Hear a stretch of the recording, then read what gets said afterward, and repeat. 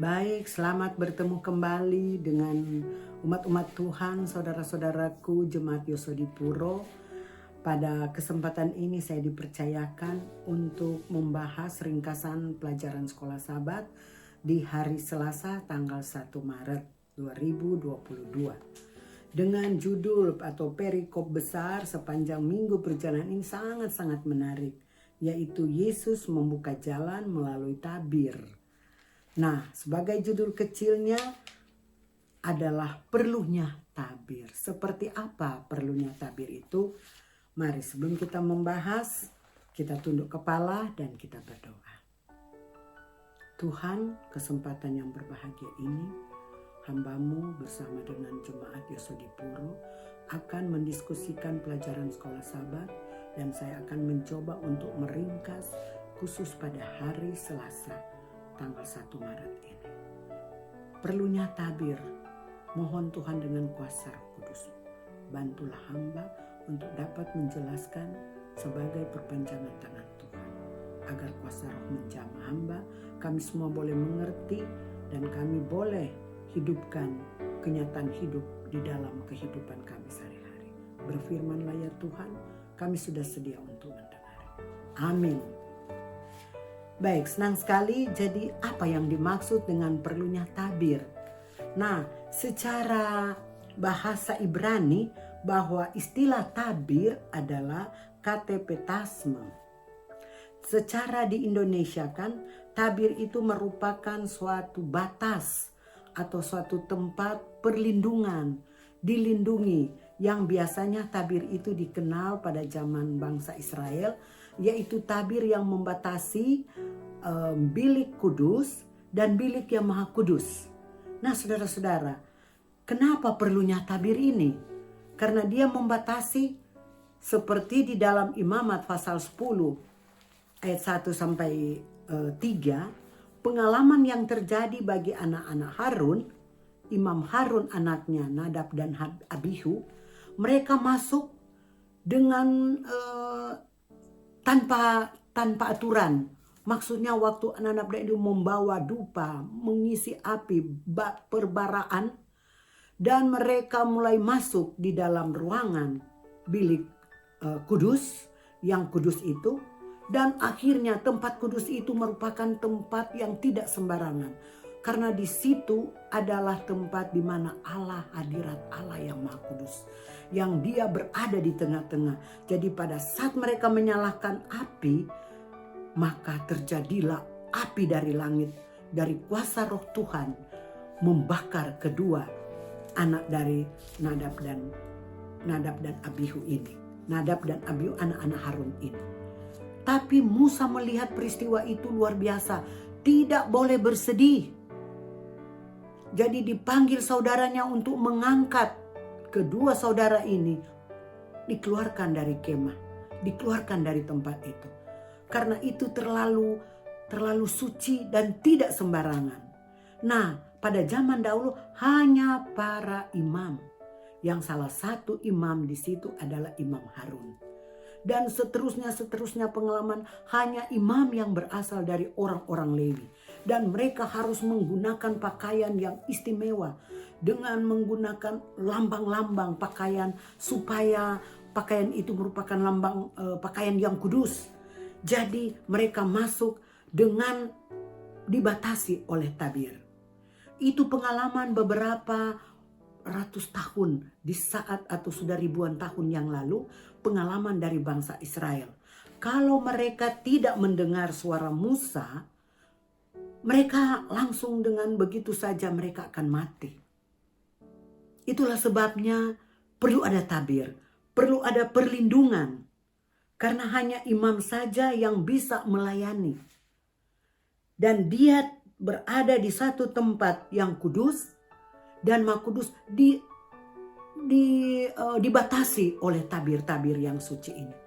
Agar tidak terkontaminasi dengan alat-alat atau benda-benda yang kudus di dalamnya. Harus melewati tabir. Itulah sebabnya tabir itu harus dibersihkan dan dijaga baik-baik dan tidak sembarangan. Nah saudara-saudara, berkembang di kemah yang suci itu, Bayangkan, hanya khusus imam-imam, dan imam-imam itu dipilih hanya khusus imam para orang Lewi. Makanya pada zaman saat itu, zaman dahulu, zaman orang Israel, imam-imam itu disuruh mendapat kapleng atau mendapat tempat tinggal di sekitar kemah suci. Mereka tidak dapat kemah di jauh dari kemah suci. Mereka harus kelilingi kemah suci itu, di mana ada tempat bilik kudus dan maha kudus. Sehingga untuk menjaga semua peralatan kekudusan kemah kudus itu oleh imam-imam, agar dia terhindar dari musuh-musuh orang asing yang mau mengganggu kemah suci. Sungguh luar biasa. Tuhan itu sangat-sangat dahsyat, tidak sembarangan. Dengan pengalaman itu mereka harus membawa domba jantan, mereka harus sembelih supaya imam-imam boleh membawa darah dipercik di dalam bilik yang maha suci, bilik suci, supaya dosa-dosa bangsa Israel boleh dihapuskan. Karena salah satu yang terbesar dosa itu, mereka membuat patung emas, jadi dari lembu emas, dan waktu turun dari Sinai mereka membuat patung itu, sehingga mereka itu sangat dimarahi murka Allah terhadap mereka. Jadi itu semacam tabir, sesungguhnya harus ada tabir, harus ada pelindung untuk membebaskan, menjaga dari ancaman berupa murka Tuhan yang sangat dahsyat itu. Saudara-saudara, nah tetapi untuk zaman sekarang tidak ada lagi imam yang datang membawa kambing domba untuk membawa berada batas di tabir itu. Sesungguhnya sekarang Yesus sebagai imam kita, dialah yang berfungsi sebagai tabir.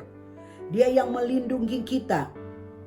Sehingga Yesus itu datang. Dia sebagai imam, dia menjadi tabir kita. Melalui inkarnasinya, Tuhan memasang kemah di tengah-tengah kita.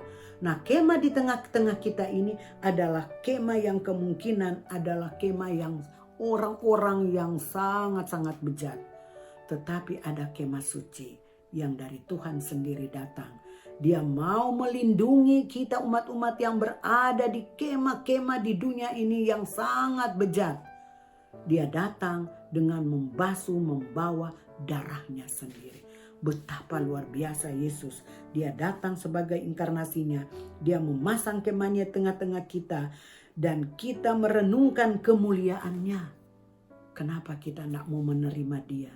Kemarin dia undang kita. Yesus undang kita untuk datang melihat bagaimana keperkasaan Tuhan. Dan sekarang dia rela datang. Dia memperlihatkan bagaimana perjuangan dari Yesus sendiri. Dia bertindak sebagai tabir, sebagai pelindung untuk menjaga kemah-kemah suci yang ada di sekitar kita. Dan sekarang dia sudah berada di kemah yang maha suci, sedang mempertanggungjawabkan kepada hadirat Allah untuk dapat membebaskan kita orang-orang berdosa. Tabir-tabir yang sudah ada padanya untuk melindungi kita semua berada di dalam dunia ini, dibebaskan dari dosa. Tetapi saudara-saudara, ada syaratnya. Mari kita terima undangan Yesus.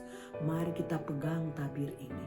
Kita pegang dia, tabir Yesus, supaya kita boleh dilindungi. Kita boleh mendapatkan tempat bersama dengan Tuhan dalam kemuliaannya.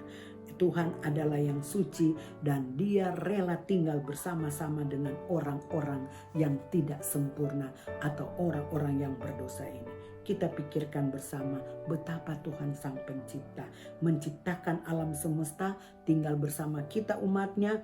Pada waktu itu bangsa kita menjadi budak-budak dosa, tapi dia akan bebaskan menjadi orang-orang yang terpilih nanti di dalam kerajaan surga. Kiranya Tuhan memberkati dan kita boleh menerima tabir Allah sebagai pelindung di dalam kehidupan kita.